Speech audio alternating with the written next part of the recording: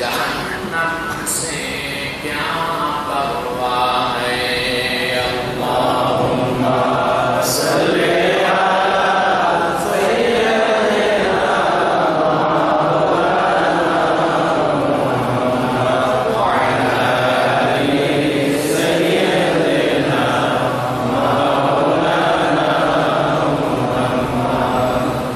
से क्या मतलब है, बखूबी कुछ नहीं अगर जाए मुस्तफा मंजूर है, किस्मत बन जाएगी। अल्लाहुम्मा सल्ली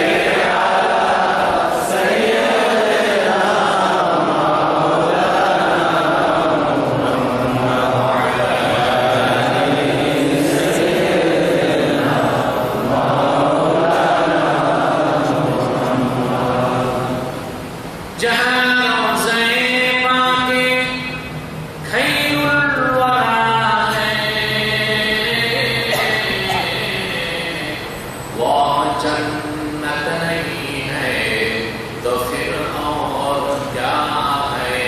अल्लाहुम्मा सल्ली अला सय्यिदना मुहम्मद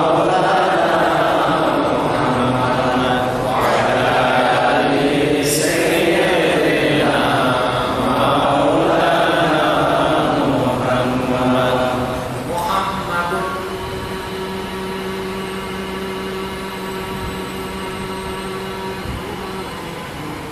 रसूलुल्लाह सल्लल्लाहु अलैहि वसल्लम खतमल्लाहु बिन-नबुव्वा व हकमन ला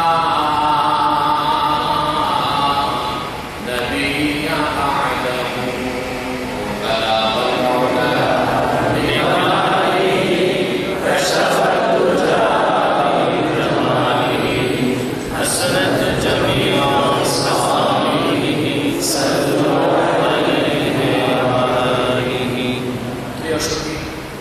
আমরা কিছু সময় আল্লাহ তাআলা জিকির করে তার সাথে একটু সম্পর্ক গড়ে মহব্বতে সবটুকু নাটে উচ্ছ্বাস ভালোবাসা উজাড় করে আমরা সমবেত কণ্ঠে বলি লা ইলাহা ইল্লাল্লাহ।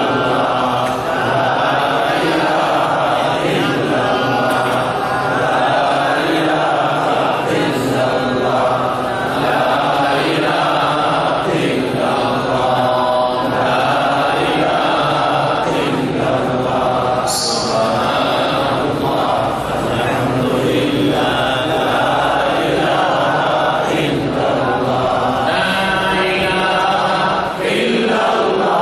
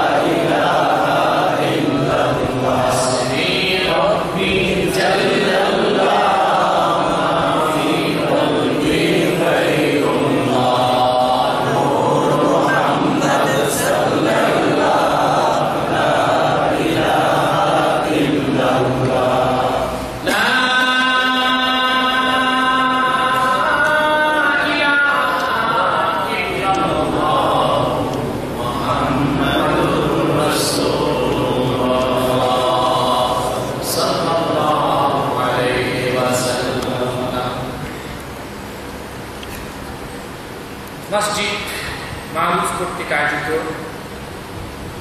মসজিদ আশ-শাকিরি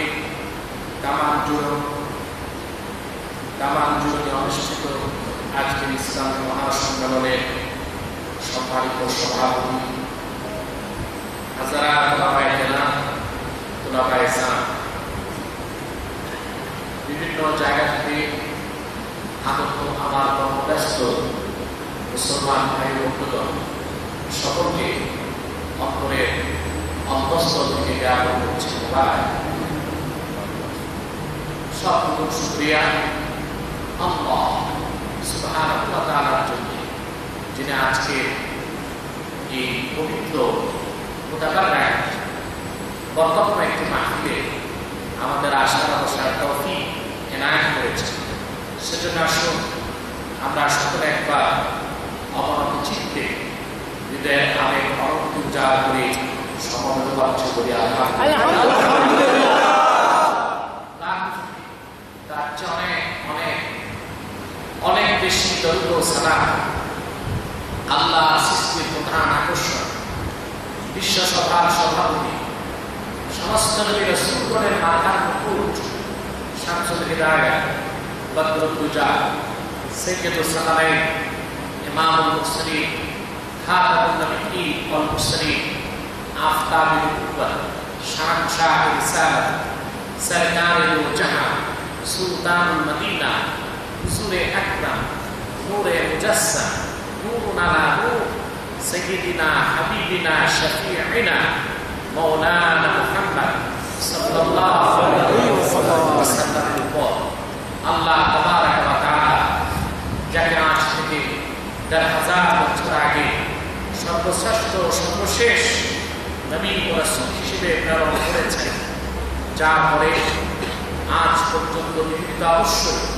কোনো প্রকার নবী কিংবা রাসূল অবশ্যই আসে নাই, অবশ্যই এখনো নাই, অবশ্যই কিয়ামত পর্যন্ত আসবে না। সম্মানিত সুধী,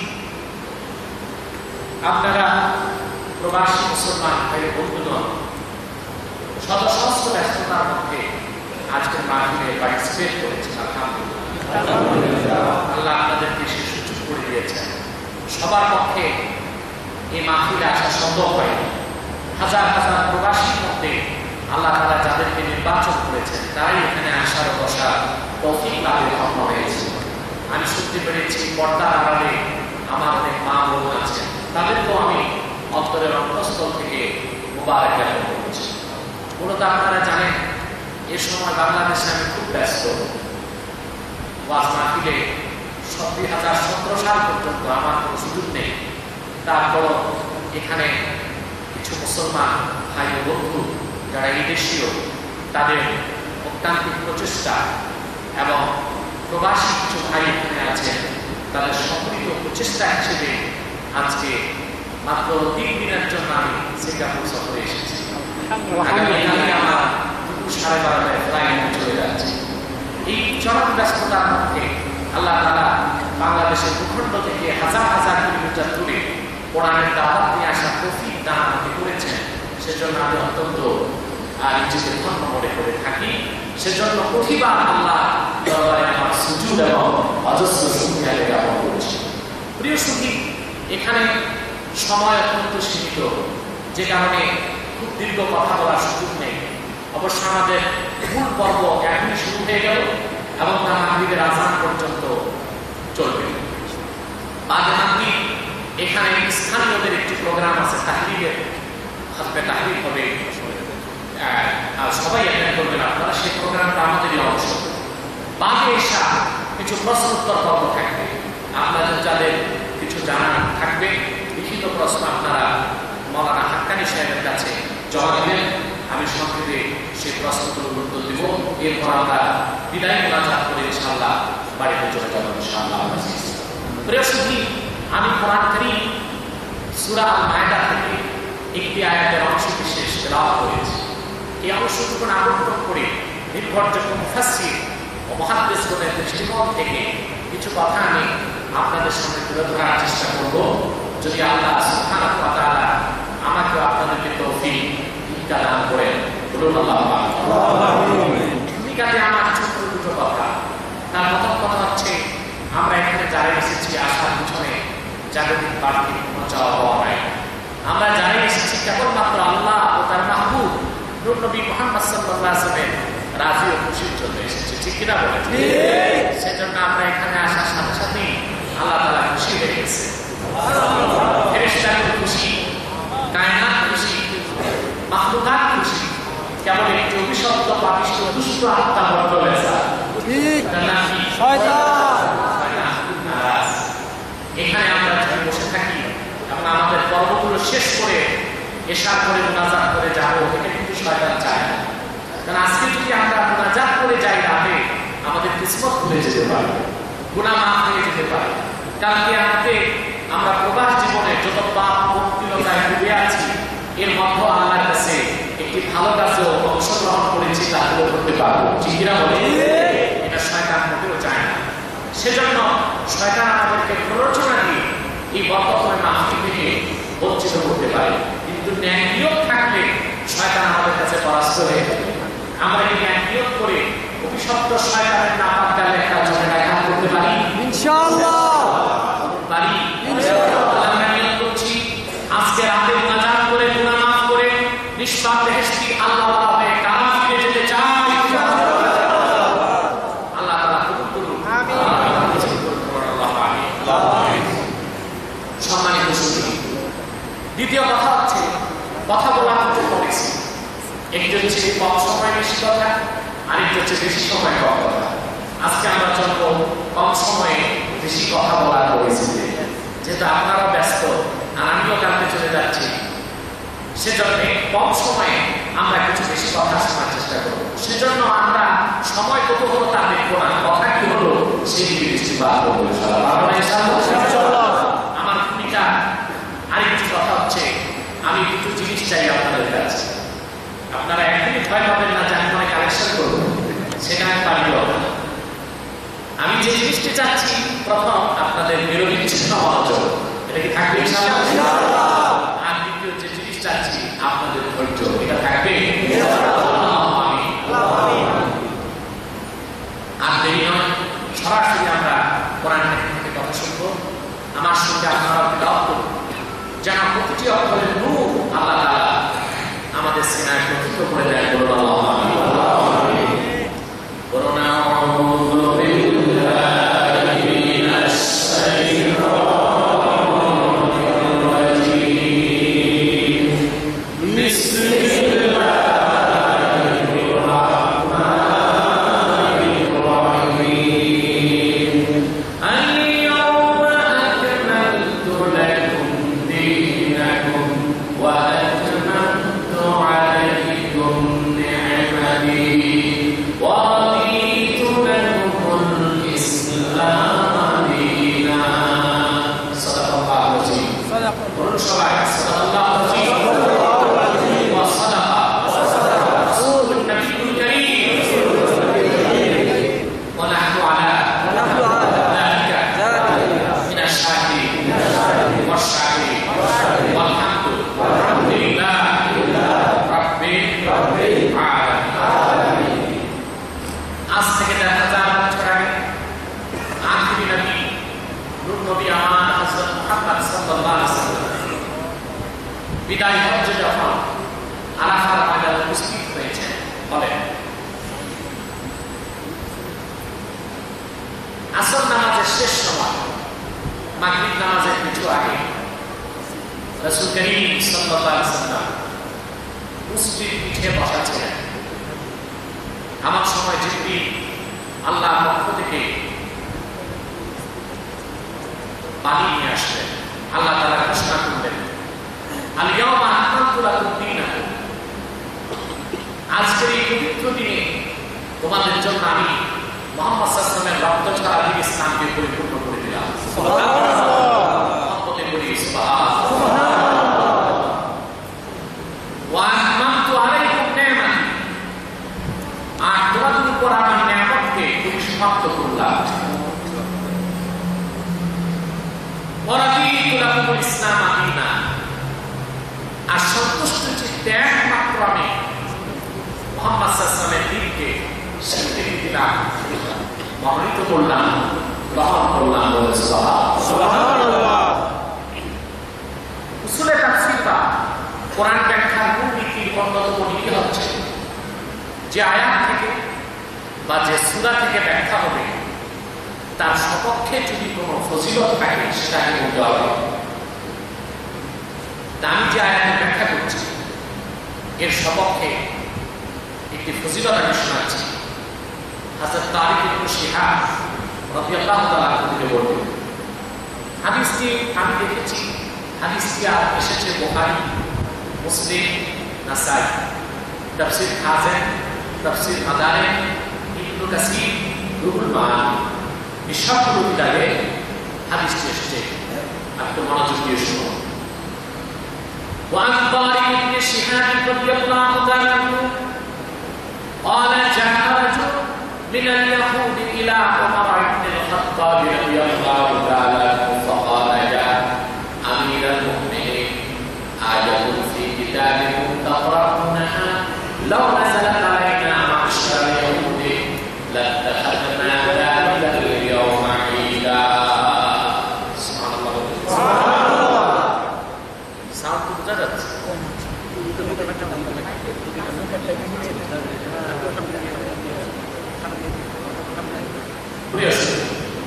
কথা বোঝা যাচ্ছে? প্রিয় সাথে সাউন্ড বন্ধ, বোঝা গেলেই হবে। হযরত তারিক ইবনে শিহাব রাদিয়াল্লাহু তাআলা তিনি বলেন, হযরত ওমর ইবনে খাত্তাব রাদিয়াল্লাহু তাআলা জামানায় এক ইহুদি যুবক হযরত ওমরের কাছে আসলেন, এসে বললেন, আমিরুল মুমিনিন, কোরআন কারীমে একটি আয়াত আছে, ওই রকম আয়াত যদি আমাদের নবী মুসার উপর নাযিল হতো, সুবহানাল্লাহ, খুশির আতিশয্যে আয়াত নাযিলের দিনটাকে আমরা ঈদের দিন বানাই দিতাম। সুবহানাল্লাহ। হযরত ওমর বললেন, আয়াত কোন সে আয়াত? ইহুদি তখন পড়তে লাগলো, আল-ইয়াওমা আকমালতু লাকুম দীনাকুম ওয়া আতমামতু আলাইকুম নি'মাতি ওয়া রাদিতু লাকুমুল ইসলামা দীনা। এই আয়াত যদি আল্লাহ আমাদের নবী মুসার উপর নাযিল করতেন, খুশিতে আতিশয্যে আমরা নাযিলের দিনটাকে ঈদের দিন বানাই দিতাম। হযরত ওমর ইবনে খাত্তাব রাদিয়াল্লাহু তাআলা বলতেন, والله قال والله إني لأعلم اليوم الذي نزل فيه والمكان الذي نزل على رسول الله صلى الله عليه وسلم بعرفات في يوم الجمعة. সাউন্ড আগে ওটাই ভালো ছিল। প্রিয় সত্যি হযরত ওমর বলেন, আল্লাহর কসম, এই আয়াত কোন দিন কোথায় রাসূলুল্লাহর উপর নাযিল হয়েছে সেটা ভালো করে জানি। জায়গাটা ছিল আরাফার ময়দান আর দিনটা ছিল শুক্রবার।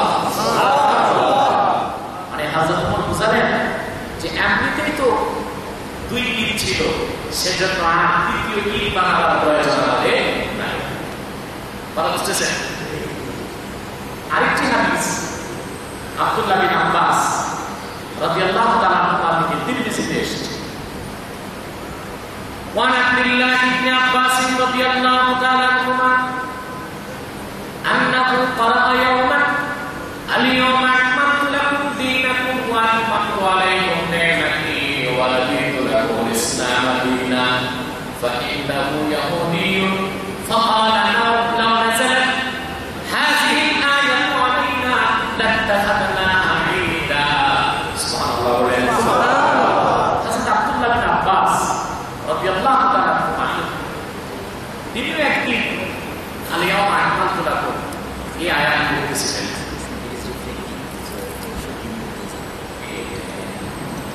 কাকে বলেছেন? হযরত আব্দুল্লাহ বিন আব্বাস রাদিয়াল্লাহু তাআলা আনহু তিনি একদিন এই আয়াত পড়তেছিলেন, আল-ইয়াওমা আকমালতু লাকুম দীনাকুম ওয়া আতমামতু আলাইকুম নি'মাতি ওয়া রাদিতু লাকুমুল ইসলাম দীনা। কথাটা বুঝতেছেন? ঘটনা চক্র ওনার কাছেও এক ইহুদি যুবক বসেছিল। এই আয়াত শুনে সে বলল, বাহ, এত চমৎকার আয়াত আল্লাহ করেছেন? এইরকম একটা আয়াত যে আমাদের ধর্মে আমাদের নবী মুসার উপর নাযিল হতো, আয়াত নাযিলের দিনটাকে আমরা ঈদের দিন বানাই দিলাম। ইবনে আব্বাস কি জবাব দিয়েছে জানেন? হযরত ইবনে আব্বাস জবাব দিয়েছেন, ক্বালা ইন্নাহা নাযালাত আলা রাসূলিল্লাহি সাল্লাল্লাহু আলাইহি ওয়াসাল্লাম ফি ইয়াউমি ঈদাইন। হযরত আব্দুল্লাহ বিন আব্বাস বলতেন, ইহুদি তুমি তো জানো না এই আয়াতটা আসলে রাসূলুল্লাহর উপর নাযিল হয়েছে এমন একদিন যে দিন একসাথে ডবল ঈদ হয়েছে। সুবহানাল্লাহ। আরাফা ওয়া ইয়াউমুল জুমআ, আরাফার দিন এই ছিল এক ঈদ, দিনটা ছিল শুক্রবার, এই ছিল আরেক ঈদ। সেজন্য তৃতীয় ঈদ বানাবার কোনো দরকার নাই।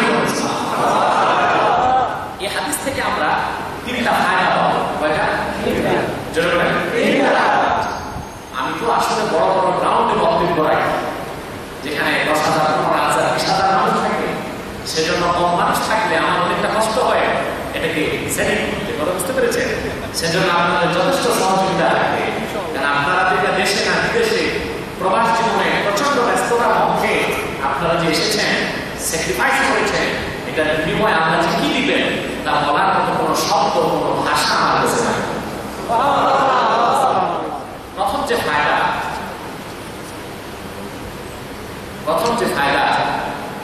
সেটা হচ্ছে আমাদের দেশে রবিউল আউয়াল মাস আসলে একটা বিষয় নিয়ে বিতর্ক হয়, মিলাদুন নবী আর সিরাতুন নবী। ঠিক কিনা? খুব একটা বিতর্ক হচ্ছে এখন দেশি বিদেশি সব জায়গায়। সেজন্য একটা সলিউশনটা আমি দিই। মনে রাখবেন, বাংলাদেশে তো বাড়াবাড়ি চরম পর্যায়ে। কেউ বলেন মিলাদুন নবী কায়েম করো, সিরাতুন নবী নাই, নাউজুবিল্লাহ। আর কেউ বলেন সিরাতুন নবী কায়েম করো, মিলাদুন নবী নাই। এটা তো চরম মূর্খতা।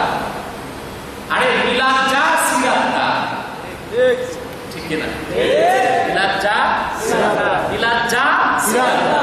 পার্থক্য হচ্ছে মিলাদ পড়ার জিনিস। কিসের জিনিস? মিলাদ হচ্ছে পড়ার বিষয়, পড়তে হয়, জিকির করতে হয়, এজন্য মিলাদ মাহফিল করতে হয়।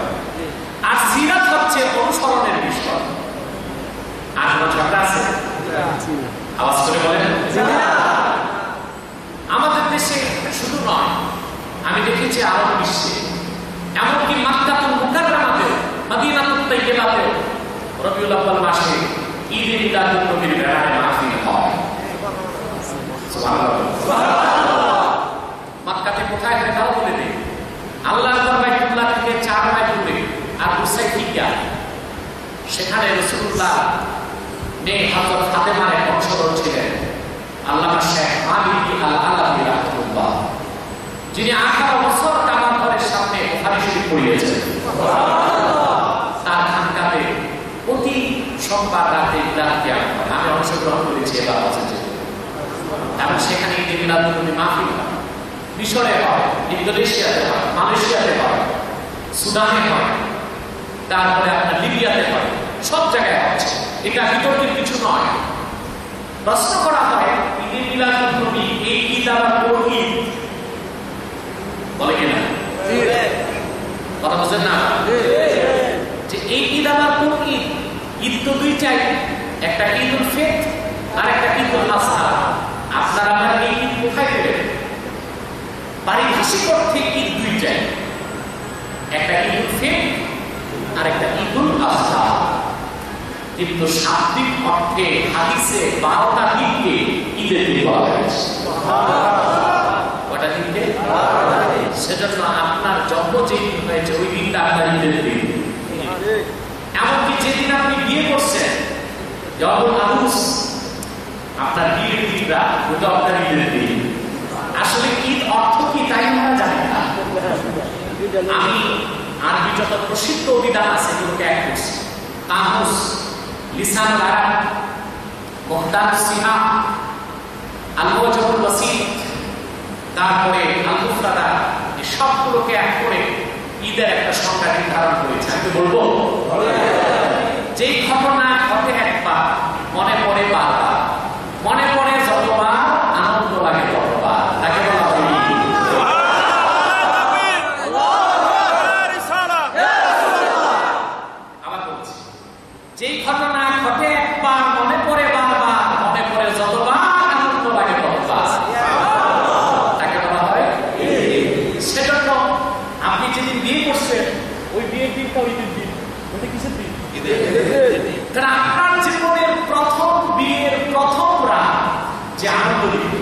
সারা জীবন সংসারিক জীবন সে আনন্দ দিতে পারবে? যারা বিয়ে করেন তারা কি বলবেন? যারা করেছেন তারা আপনার জীবনে প্রথম বিয়ের প্রথম রাত যে আনন্দ দিবে সারা জীবন সে আনন্দ পাবে না। পরে যদি আপনি বিয়ে করে দিতে চান না, সে প্রথম বিয়ের আনন্দ পাবে। আমার বড় দুঃখ হয়, দ্বিতীয় বিয়ে কিন্তু বাংলাদেশে বিয়েই বলে না। এটাকে এমন এক বিশ্রী নাম দিয়েছে, আমার বলতে লজ্জা হয়। আমার নাম বলতে পারি না, বুঝবেন না, এটা নাম দিয়েছে একটা বিয়ের মতো পবিত্র জিনিস, এটাকে কত বিশ্রী নাম দেওয়া হয়েছে। বুড়া মানুষ স্ত্রী মরে গেছে, দ্বিতীয় বিয়ে করছে, এটা ভালো কাজ, এটা খারাপ দিকে দেখা হয়। কিন্তু আরেকটা মানুষ জেনাবে বিচার করছে, দাম্পত্য করছে, তাদের কোনো দোষ হচ্ছে না। তাহলে ঈদ কাকে বলা হয়? যেই ঘটনা ঘটে একবার মনে পড়ে বারবার, মনে পড়ে যতবার আনন্দ করে ততবার, তা কি বলা হয়? ঈদ। আল্লাহ নবী নবিকুলের সম্রাট সুলতানে মদিনা হুজুরে আকরাম নূরে মুজাসসাম নবিকুল আম্বিয়া মুহাম্মদ মুস্তাফা সাল্লাল্লাহু আলাইহি ওয়াসাল্লাম আজ থেকে ১,৫০০ বছর আগে হযরতে মামিনার পবিত্র রেহেম থেকে মক্কাতুল মুকাররমায় মামিনার ঘরে তাশরীফ নিয়ে এসেছেন মুহাম্মদ সাল্লাল্লাহু আলাইহি ওয়াসাল্লাম ১,৫০০ বছর আগে রবিউল আউয়ালের ১২ তারিখ। সেজন্য রবিউল আউয়াল মাস আসলেই মুমিনের হৃদয়ে ১,৫০০ বছর আগে সেই শুভ মুহূর্তের কথা মনে হলে মুমিনের হৃদয়ে আনন্দের হিল্লোল হয়ে যায়। সেই আনন্দের প্রকাশ করার জন্য মুমিন যদি শরীয়তের সীমানার মধ্যে থেকে ওয়াজ মাহফিল করে, সিরাতুন নবী নামে কোনো প্রোগ্রাম করে, মিলাদুন নবীর ব্যানারে কোনো প্রোগ্রাম করে, ইসলামী সঙ্গীত সন্ধান নামে কোনো মাহফিল করে, নাচ শরীফের আয়োজন করে, জিকির ফিকির করে, খাস মুনাজাত করে, তাবারুক বিতরণ করে, একেই বলা হয় ঈদ মিলাদ। এখানে বেদাতের গন্ধ পূজা চরম মূর্খতা ছাড়া কিছু নয়। ঠিক না? মনে রাখবেন, সুটকির পোটলা যার কাছে থাকবে সে যেখানে যাবে ওখানে গন্ধ পাবে। যারা সব কাজে মিলাদ মাহফিল, নামাজের পর মুনাজাত, আযানের পর মুনাজাত, রাসূলুল্লাহর শানে দুরূদ সালাম, এইসব ভালো ভালো কাজে বেদাতের গন্ধ খুঁজে বেদাতের পোটলা আসলে তাদের কবরে আছে। বেদাতের পোটলা তারা না ফেরা পর্যন্ত সব জায়গায় যে বেদাতের গন্ধই খোঁজার চেষ্টা করে। তাহলে আমি যে হাদিস বললাম, সে হাদিস থেকে প্রথম ফায়দা হচ্ছে যে ঈদ দুই ঈদ ছাড়াও ঈদ হতে পারে। ঠিক কিনা বলেন? যেমন হযরত ওমর রাদিয়াল্লাহু আনহু আর আব্দুল্লাহ বিন আব্বাস রাদিয়াল্লাহু তাআলা তারা দুজন আরাফার দিন ঈদ করেছেন এবং জুমার দিনও ঈদ করেছেন। সেই হিসেবে ঈদে মিলাদুন নবী পালন করা সম্পূর্ণ জায়েজ এবং বৈধ হবে বলেন সুবহানাল্লাহ। আমার কথিত হাদিসের দ্বিতীয় ফায়দা হচ্ছে, আমরা লক্ষ্য করলে দেখতে পাই ১,০০০ বছর আগে ইহুদিরাও কোরআন পড়ত, কোরআন বুঝত, কোরআন বিশ্বাস করত। ঠিক না বলে? আবার বলছি, হাদিস থেকে দেখলাম আমরা ১,০০০ বছর আগে ইহুদি সেও কোরআন পড়ত, কোরআন বুঝত, কোরআন বিশ্বাস করত। ঠিক না বলে? অপরাধ ছিল, গ্রহণ করতো না। কি করতো না? গ্রহণ করতো না। কিন্তু দুঃখজনক হলো সত্য, আমরা আমাদের সমাজে মুসলমান নামধারী এমন কিছু ইহুদি দেখতে পাই যারা কোরআন পড়ে না, কোরআন বুঝে না, কোরআন বিশ্বাস করে না, কোরআন গ্রহণ করার প্রশ্নে আসে। ঠিক কিনা বলে? নামধারী মুসলমান ইহুদি আর সেই যুগের ইহুদির মধ্যে কোনটা বেশি খারাপ? বর্তমানটাই বেশি। আমার কথিত হাদিসের তৃতীয় ফায়দা হচ্ছে, আমরা যে আয়াতের ব্যাখ্যা করতে যাচ্ছি, এই আয়াতের ফজিলত দেখলাম যে এই আয়াত আল্লাহ অবতীর্ণ করেছেন এমন একদিন যে দিন একসাথে দুই দিন হয়েছে। বলেন সুবহানাল্লাহ। আল্লাহ রাব্বুল আলামিন নাযিল করলেন, আল-ইয়াওমা আকমালতু লাকুম দীনাকুম ওয়া আতমামতু আলাইকুম নি'মাতি ওয়া রাদিতু লাকুমুল ইসলাম দীনা। এই আয়াত যখন নাযিল হয়ে গেল, হাদিস সাক্ষী রাসূলুল্লাহর সামনে আরাফাত ময়দানে তখন ১,০০,০০০ উপর সাহাবী দাঁড়ায় ছিলেন। একটি বর্ণনা এসেছে ১,২৪,০০০ সাহাবী, আরেক বর্ণনা এসেছে ১,৪০,০০০ সাহাবী।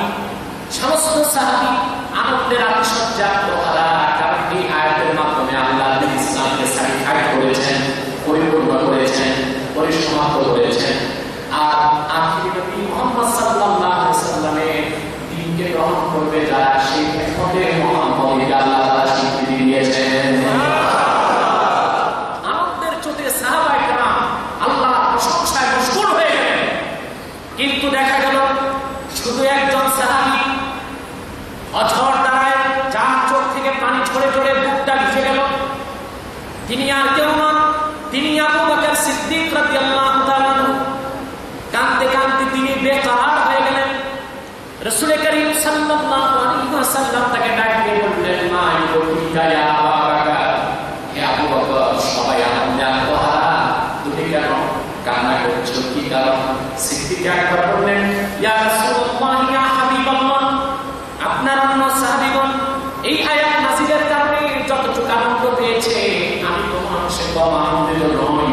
তবে আনন্দের মাঝে আমি আরেকটা জিনিস বুঝতে পেরেছি, অন্য কেউ বুঝে নাই, সেজন্য কান্না করছি। রাসূলুল্লাহ বললেন, কোন সে জিনিস?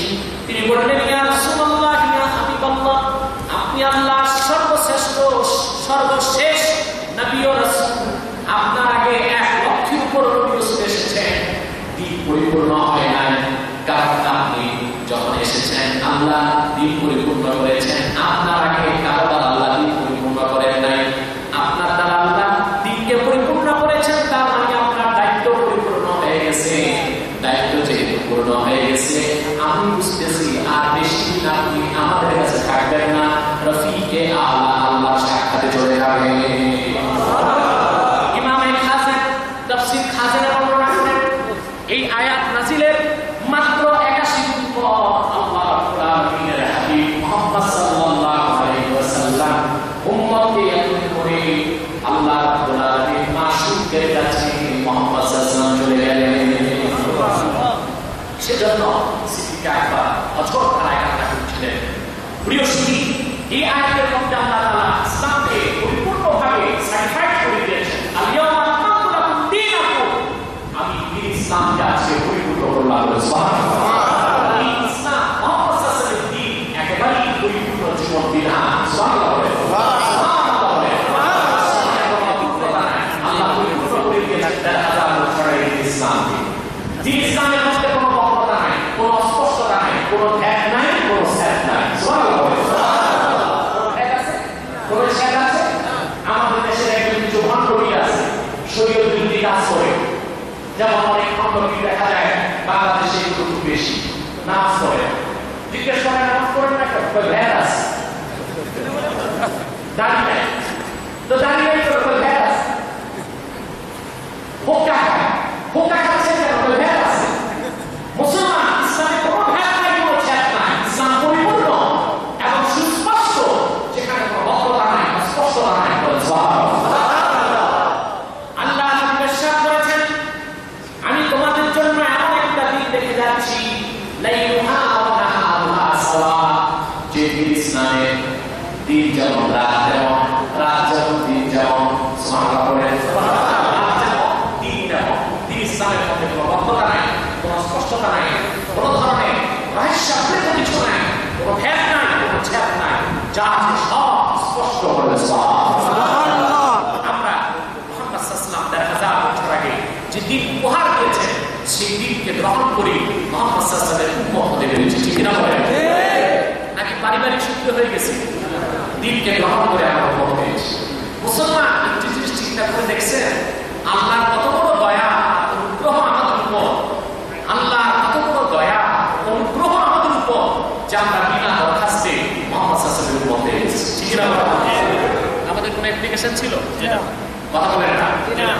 আমরা উম্মতে মুহাম্মদী হব, কোন রকম দরখাস্ত আমাদের কাছে ছিল? আমাদের বিনা দরখাস্তে উম্মত না আমরা? আওয়াজ করে বলেন, বিনা দরখাস্তে। অথচ হাদিস সাক্ষী, পূর্ব জামানার নবীগণ আল্লাহর কাছে দরখাস্ত করেছেন উম্মত হবার জন্য। আল্লাহ কারো দরখাস্ত কবুল করেছেন আর কারোটা কবুল করেন নাই। যেমন মুকাতিল ইবনে সুলাইমান বর্ণনা করেন, হযরত মুসা কালিমুল্লাহ তিনি তাওরাত কিতাবের মধ্যে উম্মতে মুহাম্মদীর সম্মান মর্যাদা দেখে আল্লাহ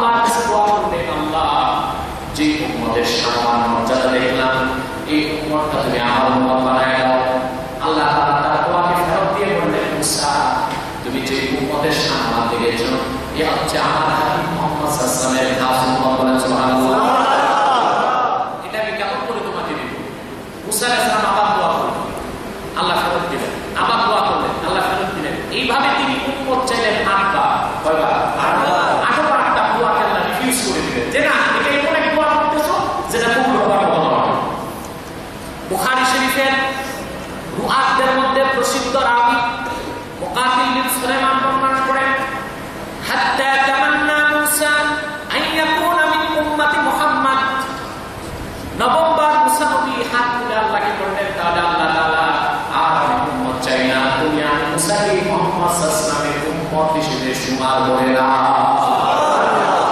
আল্লাহ তাআলা বললেন, মুসা বড্ড দেরি হয়ে গেছে, আমার আরেকবার উম্মত না যে প্রথমবার যদি তুমি উম্মত হতে চাইতা আমি তোমার উম্মত বানাই দিতাম।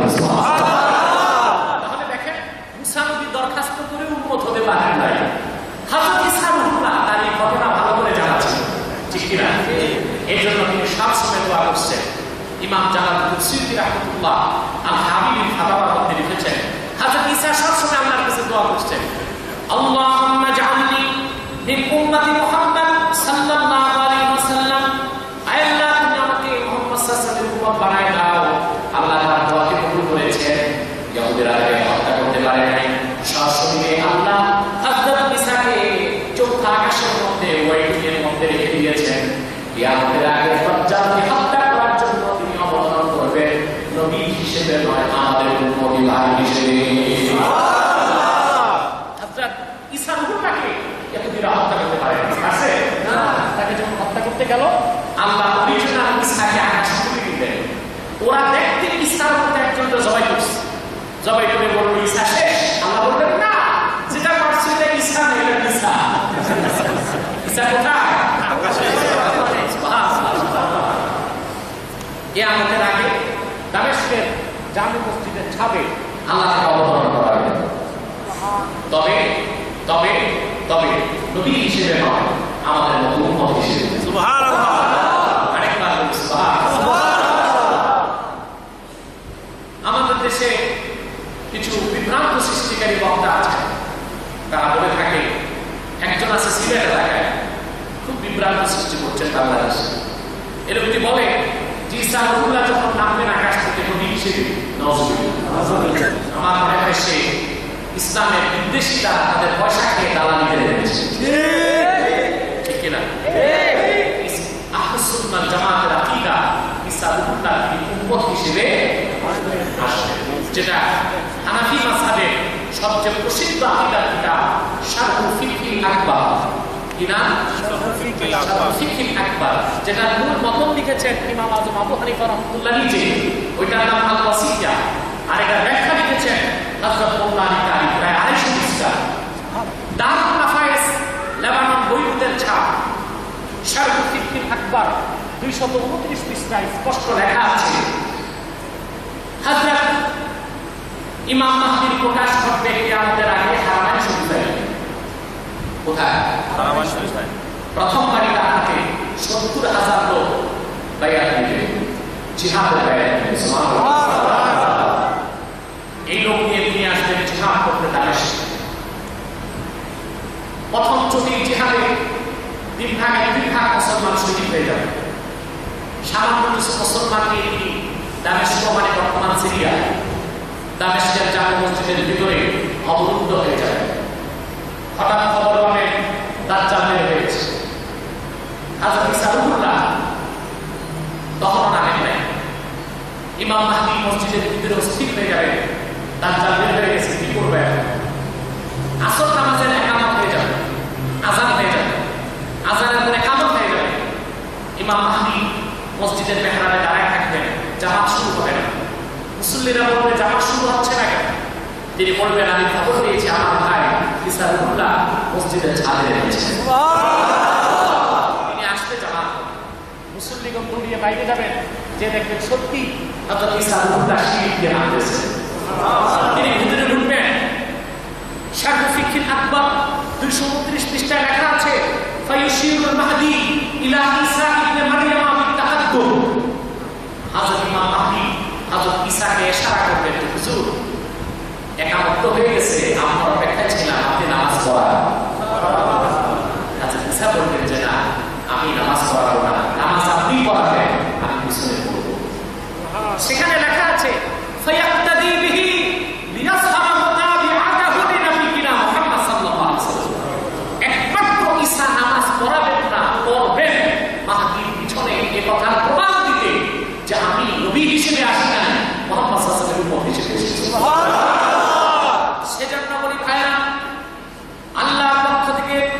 সবচেয়ে বড় অনুগ্রহ এটাই যে বনি ইসরাইলের উলুল আযম পয়গম্বর হযরত মুসা দরখাস্ত করে নবী হতে পারেন না, ঈসা আল্লাহ দরখাস্ত করে নবী হয়েছেন। আর তুমি আমি বিনা দরখাস্তে মুহাম্মদ সাল্লাল্লাহু আলাইহি ওয়াসাল্লামের দ্বীন ইসলামের তাবেদারি করে উম্মতে মুহাম্মদী হয়ে গেলাম। বিনা দরখাস্ত উম্মত বলি তো আল্লাহর সম্মান বুঝি না, মুহাম্মদ সাল্লাল্লাহু আলাইহি ওয়াসাল্লামের সম্মান বুঝি না, দ্বীন ইসলামের মর্যাদা বুঝি না, ঠিক না বলে? যদি বিনা দরখাস্তে সেজন্যই আমরা আল্লাহর সম্মান বুঝি না, রাসূলুল্লাহর সম্মান মর্যাদা বুঝি না, সেজন্য আমরা বিয়াদবি করে নাস্তিকদের মতো কথা বলি যে মুহাম্মদ সাল্লাল্লাহু আলাইহি ওয়াসাল্লাম আমাদের প্রতি রক্ত মাংসের সাধারণ মাটির মানুষ বলে নাউজুবিল্লাহ। এখন মুসলমানের ভাষা হতে পারে মুহাম্মদ সাল্লাল্লাহু আলাইহি ওয়াসাল্লাম মানুষ, তাই বলে আমাদের মতো সাধারণ মানুষ বলার সুযোগ নাই। মুহাম্মদ সাল্লাল্লাহু আলাইহি ওয়াসাল্লামের মাথার তালু থেকে পায়ের তালু পর্যন্ত পুরাটাই উঁচু, সুবহানাল্লাহ।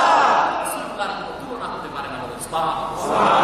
এই বিষয়ে অনেক প্রশ্ন আছে, বাদে এসা এগুলো এভিডেন্স ও ডকুমেন্টসের সাথে আমরা জবাব দেব ইনশাআল্লাহ। প্রিয় সুধী, বলছি না আমরা রাসূলুল্লাহ রক্ত ঝরা দ্বীনকে গ্রহণ করে মুসলমান, ঠিক না? কিন্তু সবচেয়ে বড় দুঃখ আমার এই দ্বীন ইসলামের মৌলিক পরিচয়টা আমরা জানি না। যদি আমি এখানে দাঁড় করাই দ্বীন ইসলাম অর্থ কি, 90 জন লোকই বলবে দ্বীন ইসলাম মানে ইসলাম ধর্ম, ঠিক না? ইসলাম গতানুগতিক কথা সর্বস্ব ধর্মের মতো নিছক ধর্ম নয়। দ্বীন ইসলামটা বিশালত্ব কতটুকু, আল্লাহ মহাকাশের বিশালত্ব যতটুকু। এটা জীবন বিধান, ইহকালীন কল্যাণ ও পরলৌকিক মুক্তির জন্য যা কিছু দরকার সব কিছু দিয়ে আল্লাহ দ্বীনকে ১,৫০০ বছর আগে পরিপূর্ণ করেছেন। দ্বীন ইসলাম কি জিনিস তার কিছু পরিচয় আমি আল্লাহর ভাষায় আপনাদের সাথে তুলে ধরছি।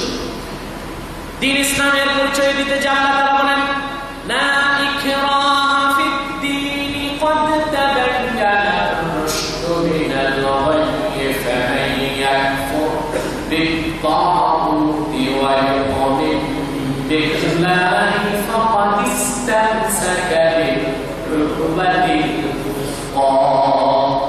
আল্লাহ রাব্বুল আলামিন বলেন, ফামান ইয়াকফুর বিত-তাগুত, যে ব্যক্তি তাগুতকে স্বীকার করলো, ওয়া ইউমিন বিল্লাহ, আল্লাহকে স্বীকার করলো, ফাকাদ ইসতামসাকা আই তামাসসাকা বিল-উরওয়াতিল উসকা আই আব্দুল মুহকাম, সেজন্য আল্লাহর পক্ষ থেকে একটা শক্ত গিট ধরলো, একটি হাতল ধরলো, যে হাতলটা তাকে টেনে টেনে আল্লাহ জান্নাত পর্যন্ত পৌঁছায় দিবে। দ্বীন ইসলাম প্রথা সর্বস্ব শুধুমাত্র কোন ধর্ম নয়। এই দ্বীন ইসলামকে আল্লাহ রাব্বুল আলামিন কোরআন কারীমে সিরাতুল্লাহ বলেছেন। কি বলেছেন? আওয়াজ করে বলেন, কি বলেছেন? সিরাতুল্লাহ অর্থ কি জানেন? আল্লাহর পথ। সুবহানাল্লাহ।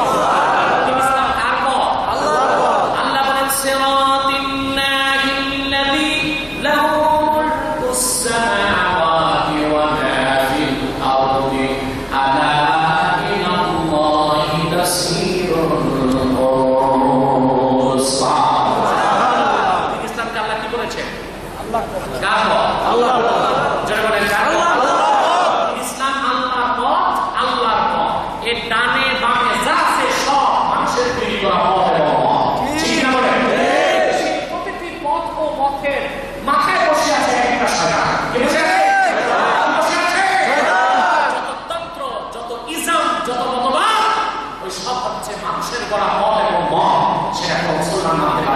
মুসলমান একমাত্র অ্যাকসেপ্ট করবে আল্লাহ প্রদত্ত মত এবং মত, যার নাম হচ্ছে দ্বীন ইসলাম।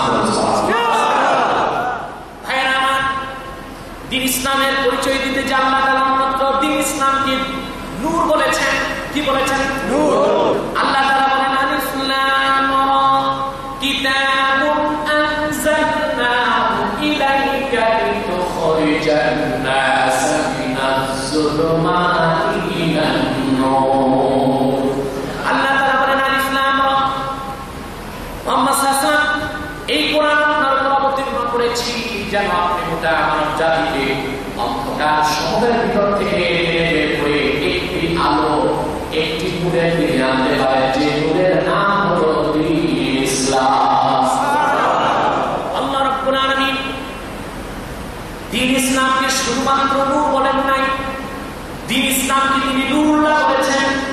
কি বলেছেন? নূরুল্লাহ মানে কি? আল্লাহর নূর। আল্লাহর নূর। নূরুল্লাহ মানে কি? আল্লাহর নূর। আল্লাহ রাব্বুল আলামিন বলেন ইউরিদুনা লিইউতফিউ নূরাল্লাহি বিআফওয়াহিহিম ওয়াল্লাহু মুতিম্মু নূরিহি ওয়ালাউ কারিহাল কাফিরুন। আল্লাহ তাআলা বলেন মুহাম্মদ সাল্লাল্লাহু আলাইহি ওয়াসাল্লাম কাফের মুশরিকরা তাদের মুখে ফুৎকার দিয়ে আল্লাহর নূরকে নিভায় দিতে চায়, এটা কোনোদিন তাদের দ্বারা সম্ভব নয়, কারণ আল্লাহ তার নূরকে অবশ্যই পরিপূর্ণতা দান করবেন। যেটা পরিপূর্ণ করেছেন তিনি আরাফাত ময়দানে হাজার ছাড়াই বলে সুবহানাল্লাহ।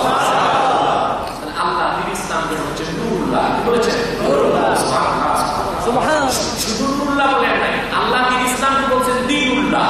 আল্লাহ দ্বীন, আল্লাহ ইসলামকে বলেছেন নূর, আল্লাহ দ্বীনকে বলেছেন নূর, আল্লাহ দ্বীনকে বলেছেন সিরাত, আল্লাহ দ্বীনকে বলেছেন নূরুল্লাহ, আল্লাহ তার দ্বীনকে বলেছেন দ্বীনুল্লাহ।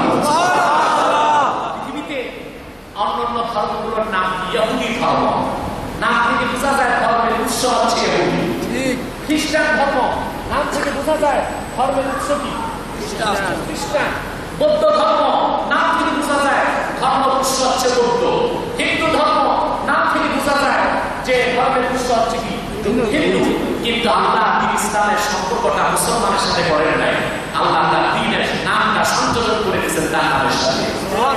আল্লাহ তাআলা বলেন ইযা জাআ নাসরুল্লাহি ওয়াল ফাতহু ওয়া রাআইতান নাস ইয়াদখুলুনা ফি দীনিল্লাহি আফওয়াজা। আল্লাহ কি বলছেন? দ্বীন ইসলাম কি বলছেন? দ্বীনুল্লাহ। দ্বীনুল্লাহ, দ্বীনুল্লাহ, আল্লাহ দ্বীন। এই দ্বীন কার? আল্লাহ। যারা দ্বীন কার? আল্লাহ। দ্বীন ইসলাম আল্লাহ, বান্দা কার? আল্লাহ। আমরা আব্দুল্লাহ, জমিন কার? আল্লাহ। আব্দুল্লাহ, আব্দুল্লাহ আল্লাহর জমিন, আব্দুল্লাহ আল্লাহর বান্দা, দ্বীনুল্লাহ আল্লাহর দ্বীন। আল্লাহর বান্দা আল্লাহর জমিনে আল্লাহর দ্বীনের পক্ষে মেহনত করবে, শ্রম দিবে, জান দিবে, মাল দিবে। এটাই হচ্ছে ঈমানের সবচেয়ে বড় দাম। দ্বীন কার? আল্লাহ। জমিন কার? আল্লাহ। বান্দা কার? আল্লাহ। দ্বীন হচ্ছে দ্বীনুল্লাহ, জমিন হচ্ছে আব্দুল্লাহ, বান্দা হচ্ছে আব্দুল্লাহ। ঠিক কি না বলে? আল্লাহর বান্দা আল্লাহর জমিনে আল্লাহর দ্বীনের পক্ষে তার জান মাল উৎসর্গ করবে। এটাই হচ্ছে ঈমানের সবচেয়ে বড় দাবি। ঠিক কি না বলে? আমরা কি দ্বীন ইসলামের জন্য জান মাল উৎসর্গ করতে রাজি আছি?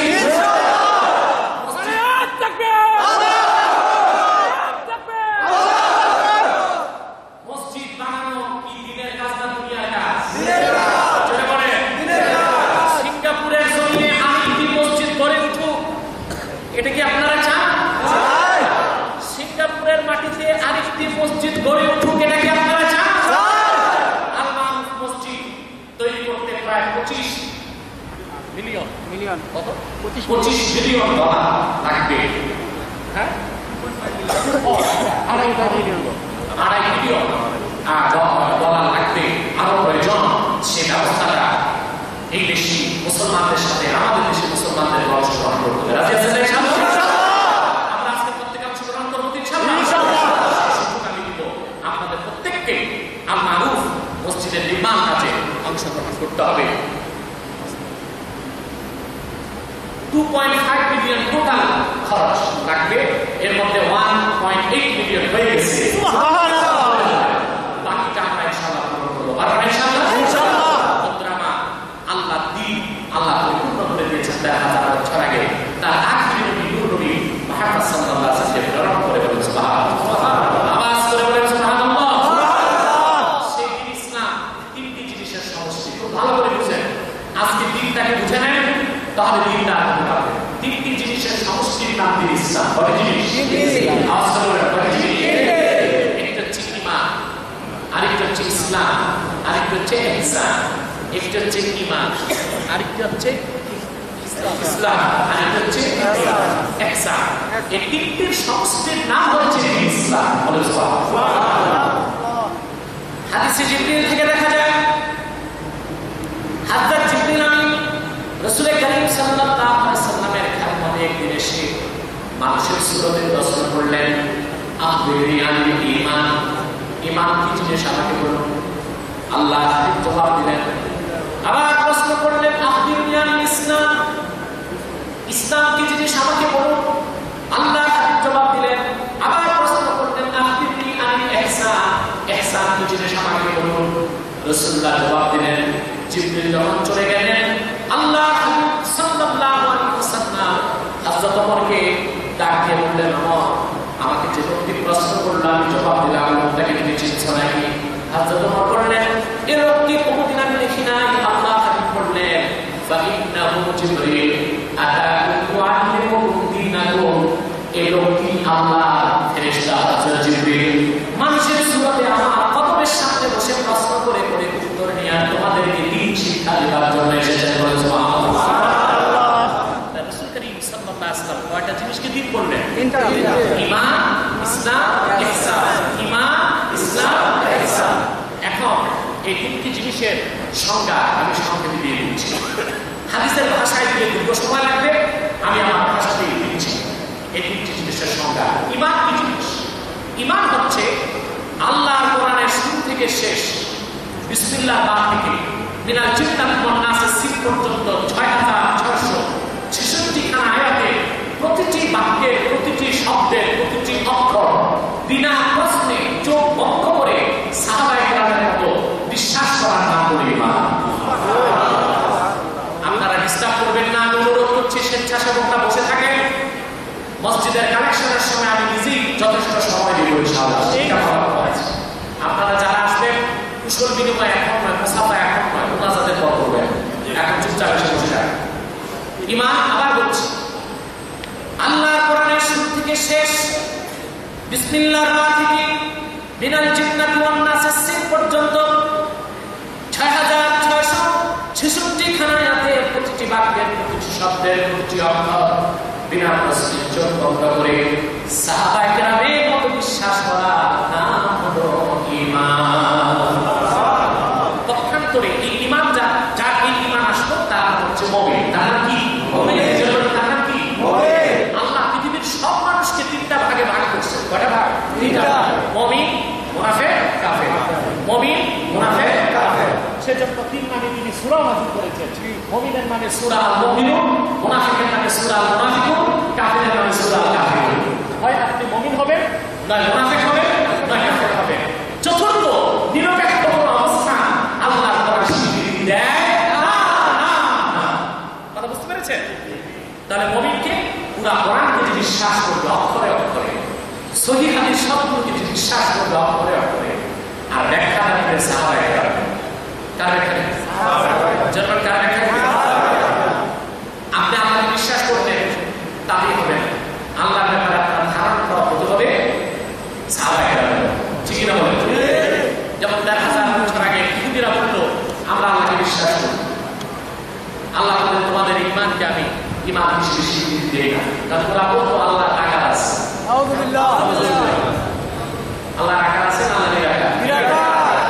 আল্লাহ তাআলা বলেন ইযা কিলা লাহুম আমিনু কামা আমানান নাস, তাদেরকে যখন বলা হলো তোমরা ঈমান আনো সেইভাবে যেভাবে মানুষের ঈমান এনেছে। সেই মানুষটা হাফেজ জালালউদ্দিন সুয়ুতী রাহমাতুল্লাহ বলেন আমিনু কামা আমানান নাস, আই কামা আমানা আসহাবু মুহাম্মদ সাল্লাল্লাহু আলাইহি ওয়াসাল্লাম। মুহাম্মদ সাল্লাল্লাহু আলাইহি ওয়াসাল্লাম যেভাবে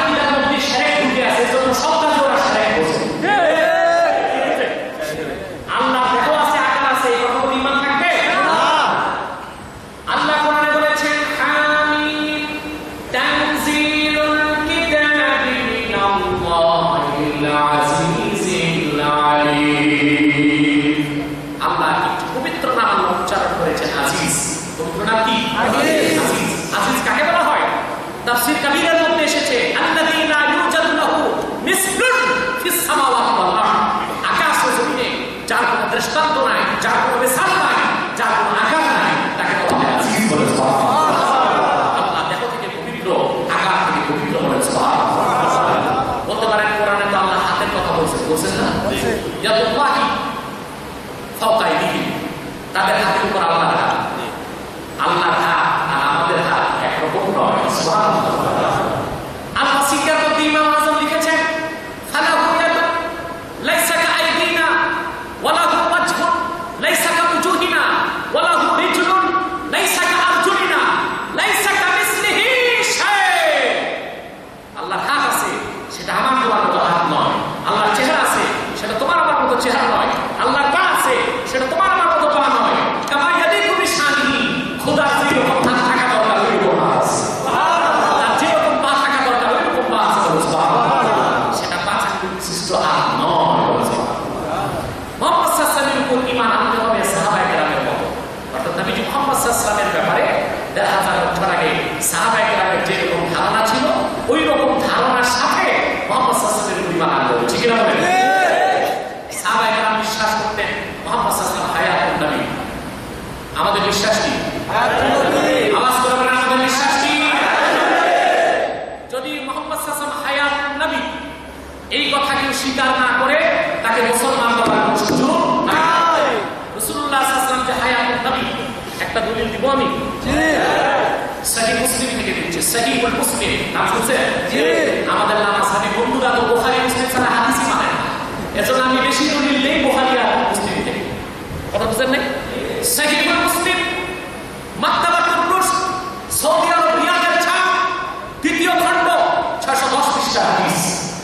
রাসূল করিম সাল্লাল্লাহু আলাইহি ওয়াসাল্লাম ইরশাদ করেছেন, মারাতু বিমূসা লাইলাতা উসরিয়া বি ইনদাল কাসীরিল আহমার ওয়া হুয়া কাইম ইউসাল্লি ফি কবরিহি। সুবহানাল্লাহ। নবী মুহাম্মদ সাল্লাল্লাহু আলাইহি ওয়াসাল্লাম ইরশাদ করেছেন যে আমি যখন ১,৫০০ বছর আগে আমি যখন বাইতুল্লাহ থেকে বাইতুল মুকাদ্দাসের দিকে চললাম, মিশরের লাল উপত্যকায় পৌঁছার পরে আমি দেখলাম মুসা তার কবরে দাঁড়ায় নামাজ পড়তেছে। সুবহানাল্লাহ। এই হাদিসটি কোথায় আছে? মুসলিম শরীফ, সহিহ মুসলিম, সৌদি আরবের ছাপ, মাকতাবাতুর রুশ, 620 পৃষ্ঠা হাদিস। এখন আপনারা বলেন, মৃত মানুষের পক্ষে কি দাঁড়ায় নামাজ পড়া সম্ভব? না। আর হাদিসে মুসা নবী কি করছিলেন?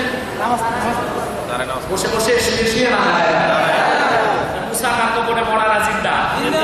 আওয়াজ করে বলেন, মরানা জিন্দা। মুসা যদি হায়াতুন নবী হয়, ঈসা যদি হায়াতুন নবী হয়, দাউদ যদি হায়াতুন নবী হয়, সুলাইমান যদি হায়াতুন নবী হয়, যিনি মুসার নবী, ঈসার নবী, মুহাম্মদ সাল্লাল্লাহু আলাইহি ওয়াসাল্লাম, তিনি যে হায়াতুন নবী, এটা কোনো মুসলমানের সন্দেহ থাকতে পারে না। এটার নামই আকীদা। এটার নাম কি? আকীদা। ঈমান হচ্ছে পুরা পুরা হাদিসে বিশ্বাস, আর ঈমানের ধরনটা হবে কাদের মতো? এরপর হচ্ছে ইসলাম। এরপর কি? ইসলাম। কয়টা জিনিসের সমষ্টি দিন ইসলাম? এরপর হচ্ছে ইসলাম। ইসলাম কি? ইসলাম হচ্ছে ঈমান আনার পরে মস্তকটা আল্লাহর হুকুমের নিচে সুপর্দ করে দেওয়া। এটা হচ্ছে ইসলাম। আমাদের দেশে অনেকেই অপব্যাখ্যা করে যে ইসলাম মানে শান্তি। ইসলাম মানে শান্তিটা কোথায় আছে আমি খুঁজে পাই না। আসলামা ইসলামু ইসলাম, বাকি আল থেকে ইসলাম হচ্ছে গর্দানকে, মস্তককে হুকুমের সামনে অবনত করা। কথা বুঝলেন? এটা নাম কি? ইসলাম।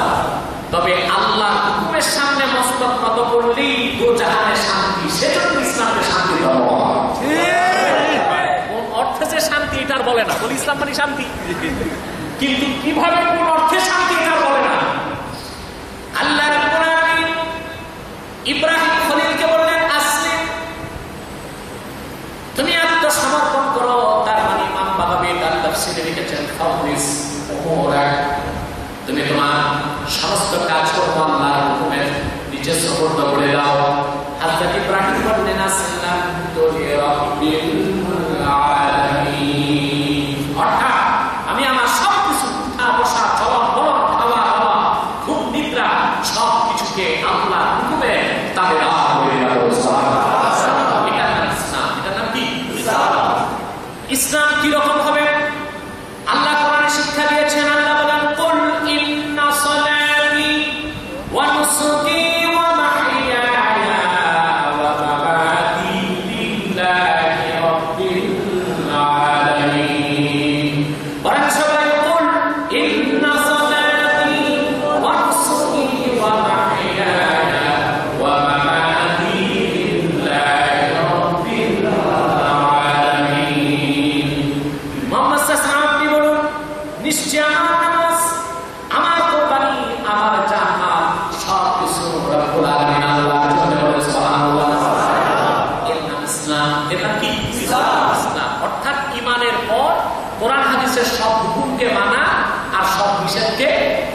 নিষেধকে ছাড়া, এর নাম হচ্ছে কি?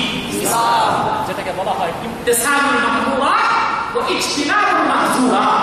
কোরআন হাদিসের সব হুকুমকে মানা আর সব নিষেধকে কি করা, বর্জন করার নাম হচ্ছে ইসলাম।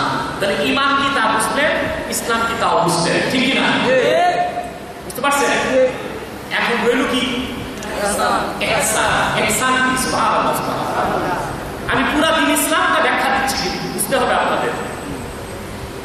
জিবরিল প্রশ্ন করেছেন, ওয়াল ইহসান, হে আল্লাহর রাসূল, ইহসান কি জিনিস? আল্লাহ হাবিব জবাব দিয়েছেন, আনতা আবুদাল্লাহ কান্নাকা তারাহু ফাইন লাম তাকুন তারাহু ফাইন্নাহু ইয়ারাক। তুমি এমন ভাবে আল্লাহর ইবাদত করবে যেন তুমি আল্লাহকে দেখো, আর যদি তাকে না দেখো তাহলে মনে রাখবে যে আল্লাহ রাব্বুল আলামিন তোমাকে দেখতে পারে। এভাবে কেউ যদি ইবাদত করে, সেই ইবাদতের মধ্যে হাসান হতে পারে না, ইয়া থাকতে পারে, লৌকিকতা থাকতে পারে, হাসান থাকতে পারে, ওই ইবাদতটা একমাত্র কার জন্য হবে? সকল ইবাদতে এই ইখলাসের নাম হচ্ছে ইহসান। এই ইখলাসের নাম কি? এই ঈমান, ইসলাম, ইহসান, এই দ্বীনের সমষ্টির নাম হচ্ছে দ্বীনে ইসলাম। সেজন্য কিছু বিষয় আছে ঈমানের সাথে সম্পর্ক, কিছু বিষয় আছে ইসলামের সাথে সম্পর্ক, কিছু বিষয় আছে ইহসানের সাথে সম্পর্ক। যে বিষয়টা, যে সাবজেক্ট ওইখানে বুঝতে হবে, ওইখানে না বুঝে অন্য জায়গায় বুঝতে আপনি পাবেন না। যেমন মিলাদ কিয়াম, এটা অনেক অস্বীকার করছে, ঠিক কি না? আমি আসার পরে প্রশ্ন উত্তর করবে, বিস্তারিত করবো ইনশাআল্লাহ। মিলাদ কিয়াম বলে আমরা খুঁজে পাই না, পাবেন কোথায়? মিলাদ কিয়াম এটা তো ঈমানের সাথে সম্পর্ক না, ইসলামের সাথে সম্পর্ক না, এটা সম্পর্ক ইহসানের সাথে। কিসের সাথে? অনেকে বলে বিধি বিধি খুঁজে পাই না, এটা সম্পর্ক ইসলাম ও ঈমানের সাথে যতটুকু, তার জিনিস ইহসানের সাথে। কিসের সাথে? ইহসানটা যেহেতু দ্বীনের অন্তর্ভুক্ত, সেহেতু মিলাদ কিয়ামকে বেদাত বলা যাবে না। দ্বীনের ভিতরে যে বেদাত হয় না, দ্বীনের বাইরেটা বেদাত, দ্বীনের বাইরেটা বেদাত। আল্লাহ বলেছেন, আমি দ্বীন ইসলামকে পরিপূর্ণ করে দিয়েছি। বলেন সুবহানাল্লাহ। ওয়া আকমালতু আলাইকুম নি'মাতি, এই আয়াতের ব্যাখ্যায় তার মানে তোমাদের উপর আমার নিয়ামতকে পরিসমাপ্ত করলাম। বলেন সুবহানাল্লাহ। আল্লাহ দ্বীনকে বাকি রেখে পরিপূর্ণ করেন নাই, পরিসমাপ্তের সাথে পরিপূর্ণ করছেন। সুবহানাল্লাহ। কথা বুঝেন না? যেমন কি দিয়ে বুঝাবো আমি সহজ জিনিসটা, এটা এইভাবে বলতে পারি আমি, যে একটা টেইলারের কাছে গেলেন, আমি একটা কুর্তা বানাবেন, বুঝলেন? সব কিছু ঠিক দিয়ে একটা হাতা ছাড়া সে কাজটাকে পুরা করে আপনার হাতে দিল, ডেলিভারি করে দিল। এখন টেইলারের কাজটা পূর্ণ হলো, পরিসমাপ্ত হয়েছে না অসমাপ্ত? বুঝলেন ভাই? অসমাপ্তের মাধ্যমে সে তার কাজটা পুরা করছে। আল্লাহ বললেন না, আল-ইয়াওমা আকমালতু লাকুম দীনাকুম, মুহাম্মদ সাল্লাল্লাহু আলাইহি ওয়াসাল্লামের রক্ত যারা দিন ইসলামকে আমি পরিপূর্ণ করলাম, আকমালতু আলাইকুম নি'মাতি, আর তোমাদের উপর আমার নিয়ামতকে পরিসমাপ্ত করলাম। তার মানে পরিসমাপ্তের সাথে আমি দিন ইসলামকে পরিপূর্ণ করলাম, কোনো কিছু বাকি রাখি নাই, কোনো অস্পষ্টতা রাখি নাই, বক্রতা রাখি নাই, কোনো ভেদ নাই, কোনো ছেদ নাই। কিয়ামত পর্যন্ত গোটা মানব জাতির মুক্তির জন্য একমাত্র আল্লাহর পথ হলো দ্বীন ইসলাম। সুবহানাল্লাহ। কথা বুঝতে পেরেছেন? নিয়ামতের ব্যাখ্যা কি? আল্লাহ দ্বীন ইসলামকে নিয়ামত বলেছেন। কি বলেছেন? নিয়ামত। আপনি কি নিয়ামত বুঝেন? কোনটা? আমরা কিন্তু নিয়ামত চিনি না। কুমিল্লা রসমালাই খাই, বলি আল্লাহ নিয়ামত খেয়েছি, ঠিক কিনা? তারপরে এটা লাগবে না, রাজশাহীর প্রস্তি আম খেয়ে খুব নিয়ামত খেয়েছি, টাঙ্গাইলের সমসম মুক্তাগাছার মন্ডা খেয়ে খুব নিয়ামত খেয়েছি। এই টাঙ্গাইলের সমসম মুক্তাগাছার মন্ডা, কুমিল্লার রসমালাইয়া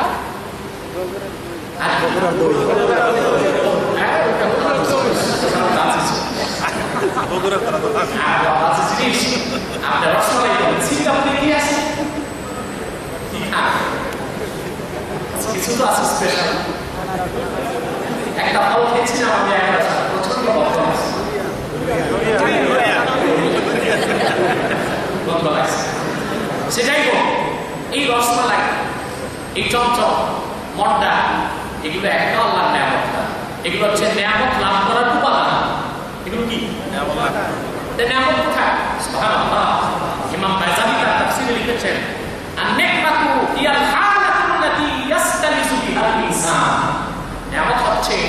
এইগুলো গ্রহণ করলে মানুষের ইন্দ্রিয় অনুভূতিতে যে মজা সৃষ্টি হয়, একটি সিচুয়েশন, একটি হালত, একটি অবস্থান সৃষ্টি হয়, সেই অবস্থাটার নাম, সেই সিচুয়েশনটার নাম, সেই অনুভূতিটার নাম হচ্ছে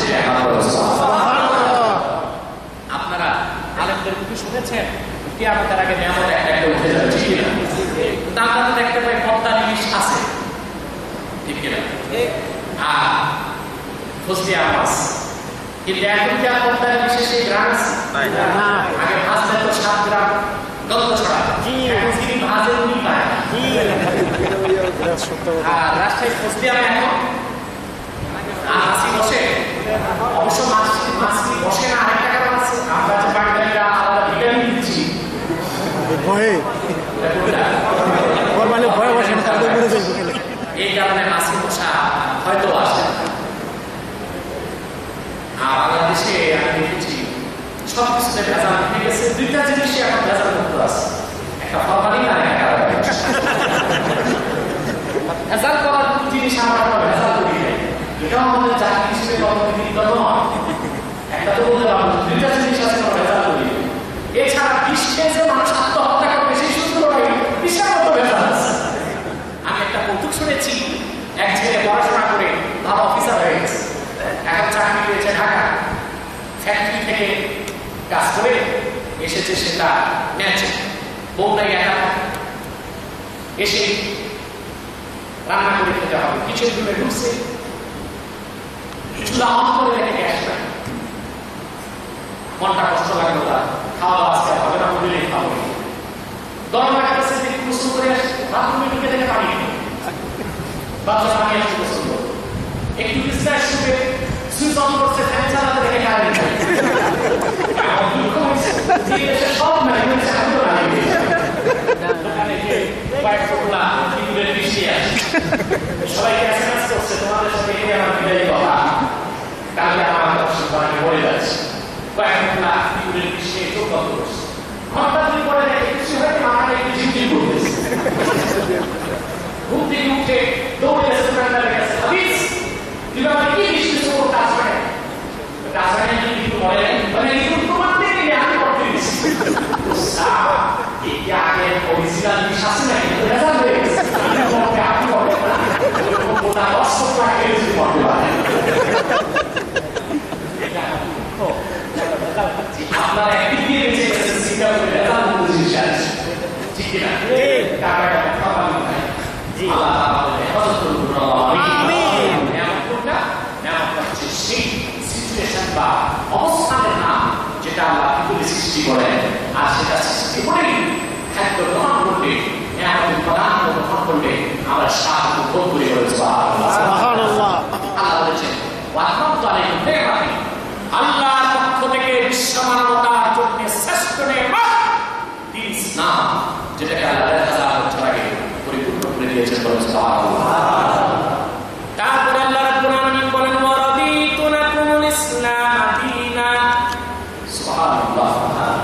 ইয়াতে তাফসীর আমি নিজেরটা বলবো না, রাসূল করিম সাল্লাল্লাহু আলাইহি ওয়াসাল্লামের আপন চাচাতো ভাই আব্দুল্লাহ ইবনে আব্বাস রাদিয়াল্লাহু তাআলা আনহু তিনি বর্ণনা করেছেন, তিনি বলেন ওয়ারাদিতু লাকুমুল ইসলাম দীনা, আই আখতারতু লাকুমুল ইসলাম দীনান ফাকাত বাইনাল আদিয়ান, সমস্ত মানব রচিত ধর্মকে রহিত করে একমাত্র আমি আল্লাহ মুহাম্মদ সাল্লাল্লাহু আলাইহি ওয়াসাল্লামের যারা ইসলামকে মুসলমানদের জন্য, বিশ্ব মানবতার জন্য দিন হিসেবে, জীবন বিধান হিসেবে, আইন হিসেবে মনোনীত করলাম, স্বীকৃতি দিলাম, গ্রহণ করলাম, সুবহানাল্লাহ। তাহলে নিরপেক্ষতার আর কোনো সুযোগ আল্লাহ রাখছে না, নিরপেক্ষ থাকার সুযোগ আছে না। এখন সিদ্ধান্ত আপনি নেবেন যে আপনি কি মানুষের তৈরি করা শয়তানের মতামত গ্রহণ করবেন, আল্লাহ প্রদত্ত আল্লাহর মতামতকে গ্রহণ করবেন, হতে চান আল্লাহর মতামতকে গ্রহণ করে মুসলমান হতে হবে, আর যদি বদ্দিন হতে চান তো কি ইসলামকে বাদ দিয়ে মানব রচিত মতামতে পূজা করবেন, বঞ্চনা করবেন, সেজন্য আপনার জন্য রয়েছে জাহান্নাম এবং অনন্ত শাস্তির ব্যবস্থা। আল্লাহ তাআলা সকলকে যেন কোরআন কারীমের এই আয়াতের উপর আমল করার তৌফিক দান করেন, আমিন আমিন। আমি কিছু প্রয়োজনীয় কথা বললাম আপনাদেরকে এই কথাগুলোর উপর যথাযথভাবে আমল করার চেষ্টা করবেন আপনারা, পারবেন ইনশাআল্লাহ।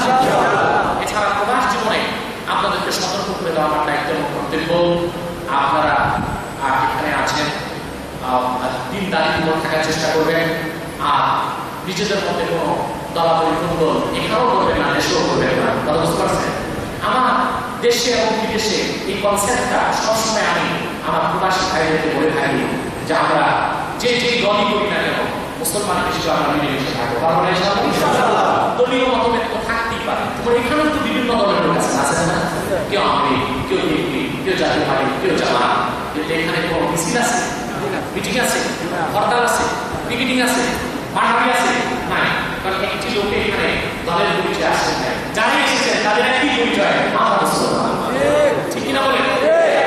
বাংলাদেশে এবং বিদেশে আমি এই কনসেপ্ট, এই প্রত্যয় সবসময় প্রবাসী ভাইদেরকে বলে থাকি যে আমরা দলীয় মতভেদ থাকতেই পারে, তা থাকবে সংসদে, তা থাকবে রাজপথে, কিন্তু কাফের মুশরিক দ্বীনের শত্রু যারা তাদের বিরুদ্ধে আমরা যারা দলের মুসলমান ঐক্যবদ্ধ থাকবো, দেশেও বিদেশেও। পারবেন ইনশাআল্লাহ? মনে রাখবেন, যারা দ্বীনের শত্রু তারা বিভিন্নভাবে মুসলমানের ক্ষতি করার চেষ্টা করছে। সবচেয়ে বড় দ্বীনের সবচেয়ে বড় শত্রু কুখ্যাত কাফের মুশরিক মুসলমানের ক্ষতি করার চেষ্টায় লিপ্ত যারা, তারা হচ্ছে কাদিয়ানী সম্প্রদায়। তাদের ব্যাপারে অবশ্যই আপনাদের সাবধান এবং সতর্ক থাকতে হবে। তারা ইহুদি খ্রিস্টানের জঘন্য কাফের, তার কোনো সন্দেহ নাই। কারণ তারা আমাদের নূর নবী, বিশ্বনবী মুহাম্মদ সাল্লাল্লাহু আলাইহি ওয়াসাল্লামকে আল্লাহর শেষ নবী হিসেবে স্বীকার করে না। চিল্লায় বলেন আউযুবিল্লাহ। এজন্য তারা কাফের, এতে কোনো সন্দেহ নাই। কিন্তু তারা মুসলমানের মতো নাম ব্যবহার করে, মুসলমানের মতো দাঁড়িয়ে রাখে, টুপি লাগায়, এই জন্য অন্য মানুষ ধোঁকায় হয়ে যায়। ঠিক কিনা বলেন? বেঈমান, যার ইমান নাই, কাফের মুশরিক, সে যদি দাঁড়িয়ে রাখে সে মুসলমান হতে পারবে না। টুপি লাগালে মুসলমান হতে পারবে না, মুসলমানের মতো নাম রাখলে মুসলমান হতে পারবে না, কখনো হতে পারবে না। কারণ যার মধ্যে শিরক থাকবে, কুফর থাকবে, মুসলমান দাঁড়িয়ে করার কোনো সুযোগটা নাই। ভাইরা, বন্ধুরা আমার আল্লাহ ও নূর নবীজি আমার হযরত মুহাম্মদ সাল্লাল্লাহু আলাইহি ওয়াসাল্লামের ইসলাম ও কোরআনের হাজার হাজার হাজার বছর পরে বর্তমান ভারতের কুখ্যাত পাঞ্জাবের কুখ্যাত কাদিয়ানী ইংরেজ আমলে এক জাহান্নামের কুকুর মিথ্যা নবুয়ত দাবি করছে। চিল্লায় বলেন আউযুবিল্লাহ। সেই কুখ্যাত কাযযাব, তার নাম লিখিত তার মির্জা গোলাম আহমদ কাদিয়ানী। সাবধান, তাকে গোলাম আহমদ বলা যাবে না। গোলাম আহমদ অর্থ হচ্ছে আহমদকে গোলাম। কোন কাফের কোনদিনও গোলাম আহমদকে গোলাম হতে পারে না। আর কাদিয়ানের কাযযাব মিথ্যা নবুয়তের দাবিদার মির্জা গোলাম শয়তান কাদিয়ানী, সে ছিল শেষ দরজার কুখ্যাত কাফের। সে গোলাম আহমদকে গোলাম ছিল না, সে ছিল কুখ্যাত কাফের, কুখ্যাত শয়তানের কুখ্যাত গোলাম। কাদিয়ানের কাযযাব মিথ্যা নবুয়তের দাবিদার মির্জা গোলাম শয়তান কাদিয়ানীর উপর গজব এসেছে 1908 সালে। যখন গজব আসছে, সে পায়খানা ভেঙে ডিগবাজি খেয়ে হুকুমতের হেড অফিসে দাঁড়িয়েছে। পায়খানা খেয়ে ধ্বংস হয়েছে। মির্জা গোলাম শয়তান কাদিয়ানী 1908 সালে ধ্বংস হয়ে জাহান্নামের কুকুর হয়েছে, তার অনুসারীরা ধ্বংস হয়েছে। বর্তমানে কিছু কাদিয়ানী বিভিন্ন জায়গায় মুসলমানদেরকে বিভ্রান্ত করার জন্য বিভিন্ন চক্রান্তে লিপ্ত আছে। তাদের চক্রান্তে থেকে দূরে থাকতে হবে, নিজে সাবধান থাকতে হবে, অন্যকে সতর্ক এবং সাবধান করতে হবে। কথা বুঝতে পেরেছে? তারা ঈশ্বর থেকে কাফের, তাদের কোনো সন্দেহ নাই। তারা তাদের মিথ্যা পরিচয় দিয়ে মানুষকে বিভ্রান্ত করার চেষ্টা করে। বিভিন্ন সময় তারা তাদের নাম পরিবর্তন করে মিথ্যা পরিচয় দেয়। কখনো নিজেদের পরিচয় দেয় আহমদী জামাত, কখনো বলে আহমদিয়া জামাত, কখনো বলে আহমদী সম্প্রদায়, কখনো বলে আহমদিয়া সম্প্রদায়, কখনো বলে আহমদী মুসলমান, কখনো বলে আহমদিয়া মুসলমান। সাবধান, যত কাদিয়ানী ছিল আছে থাকবে, তারা কেউ আহমদী জামাত নয়, আহমদিয়া জামাত নয়, আহমদী সম্প্রদায় নয়, আহমদিয়া সম্প্রদায় নয়, আহমদী মুসলমান নয়, আহমদিয়া মুসলমান নয়। তারা শয়তানি জামাত, কুখ্যাত জাহান্নামে কুখ্যাত কুকুরের দল। আমাদের সকল দলের একটাই দাবি, অনতিবিলম্বে বাংলাদেশের কাদিয়ানীদের অবস্থিত ঘোষণা করতেই হবে। এই দাবি আদায়ের জন্য যদি আমাদের জামাত সবাই